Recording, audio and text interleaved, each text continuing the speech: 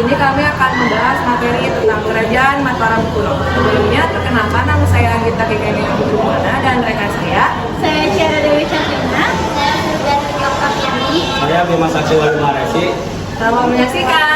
Tentang Kerajaan Mataram kuno. Kerajaan Mataram kuno adalah salah satu kerajaan besar yang pernah berdiri di Pulau Jawa. Kerajaan ini mengalami beberapa fase perkembangan, dipimpin oleh tokoh-tokoh penting, dan akhirnya mengalami keruntuhan. Perkembangan Kerajaan Mataram kuno. Pada abad ke-8 Masehi, Kerajaan Mataram kuno didirikan oleh dinasti Sanjaya dengan corak Hindu. Pusat pemerintahan berada di Jawa Tengah. Ada juga akhir pada abad ke-8 Masehi, dinasti Sailendra mulai berkuasa dengan corak Buddha. Masa ini merupakan puncak kejayaan Mataram kuno, ditandai dengan pembangunan candi-candi besar seperti Candi Borobudur dan Candi Prambanan. Abad ke-10 Masehi, pusat pemerintahan berpindah ke Jawa Timur, yaitu di bawah dinasti Isyana. Ada pula tokoh-tokoh pentingnya, yaitu Sanjaya, pendiri dinasti Sanjaya dan Kerajaan Mataram kuno. Ada pula Pramuwati, raja dari dinasti Sanjaya yang menikah dengan seorang putri dari dinasti Shailendra, menyatukan kedua dinasti. Rangkaian Pikatan, putra Pawarnadi yang melanjutkan pemerintahan dan memperkuat persatuan kerajaan. Balitung, yaitu raja dari dinasti Shailendra yang memerintah pada masa kejayaan Mataram kuno.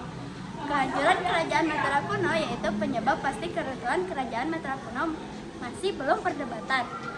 Beberapa faktor yang mungkin mempengaruhi antara Perebutan kekuasaan, konflik internal antara berbagai dinasti dan kelompok kepentingan.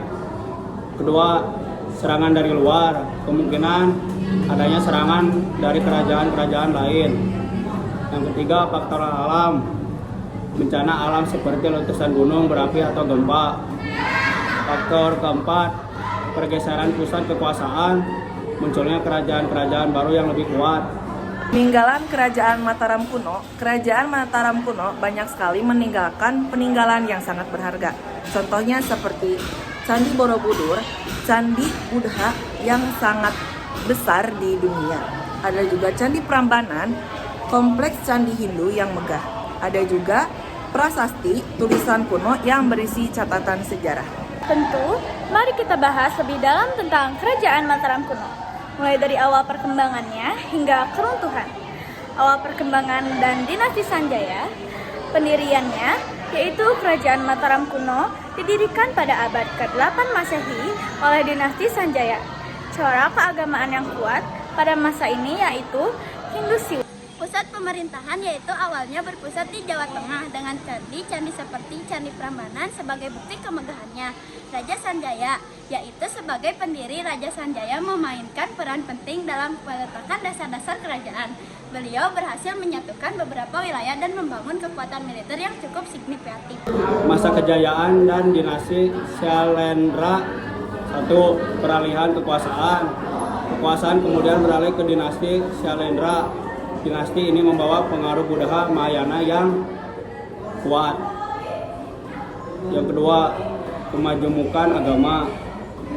Koeksistensi Hindu dan Buddha menjadi ciri khas pada masa ini.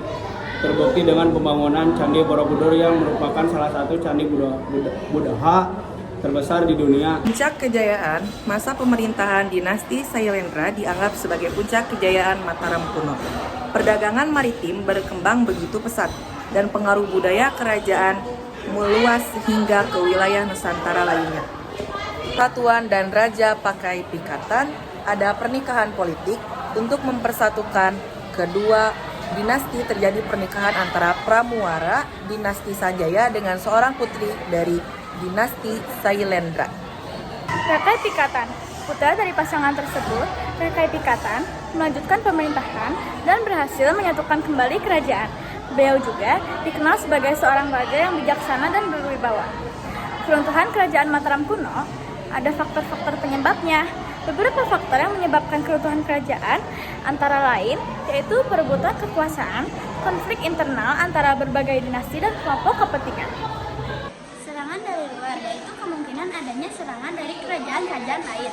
Faktor alam yaitu bencana alam seperti letusan gunung, berapi, atau gempa bumi. Pergeseran pusat kekuasaan yaitu munculnya kerajaan-kerajaan baru yang lebih kuat. Perpindahan pusat kekuasaan setelah mengalami kemunduran, pusat pemerintah Mataram kuno berpindah ke Jawa Timur di bawah dinasti Islam. Kesimpulan, Kerajaan Mataram kuno adalah salah satu kerajaan besar di Nusantara dengan kontribusi yang signifikan dalam perkembangan sejarah dan kebudayaan Indonesia. Kemajemukan agama, seni bangunan yang megah, dan sistem pemerintahan yang terorganisir menjadi ciri khas kerajaan ini. Meskipun mengalami keruntuhan, peninggalannya masih dapat kita nikmati hingga saat ini.